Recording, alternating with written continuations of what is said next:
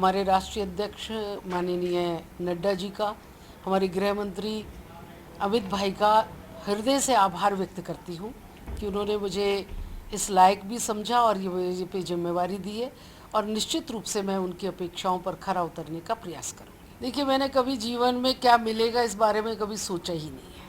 मैं सिर्फ अपना काम करती रहती हूँ और अब तक भी संगठन से जो कुछ मुझे मिला है वो स्वाभाविक रूप से ही मिला है और कभी भी किसी भी रूप में मैं काम से पीछे नहीं हटी हूँ। इसलिए मैं कुछ सोचती थी, ऐसा नहीं है।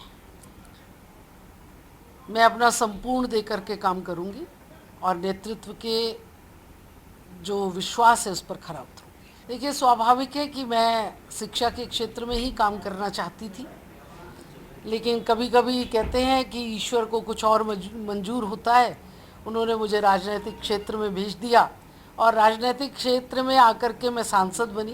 कई उतार चढ़ाव देखे हैं, कभी कभी मन के अंदर कष्ट भी हुए हैं, लेकिन विचलित मैं कभी भी नहीं हुई और अपने काम को उतने ही सहज रूप से करती रही। मुझे लगता है कि आज नेतृत्व ने मुझ पर विश्वास जताया है, इसके लिए उनका आभार। देखिए, भारतीय जनता पार्टी के लिए चुनाव सदैव चलते रहते हैं।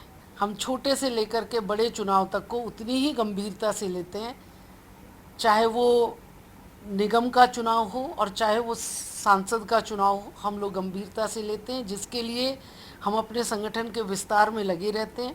और आज आप लोग देखते भी होंगे कि आज भारतीय जनता पार्टी का संगठन बूथ से भी नीचे पन्ना प्रमुख तक पहुंच गया है। ये कार्यकर्ताओं की मेहनत का परिणाम है। उनकी मेहनत पर, मोदी जी के नेतृत्व पर 2024 का चुनाव भारतीय जनता पार्टी बहुमत से जीतेगी।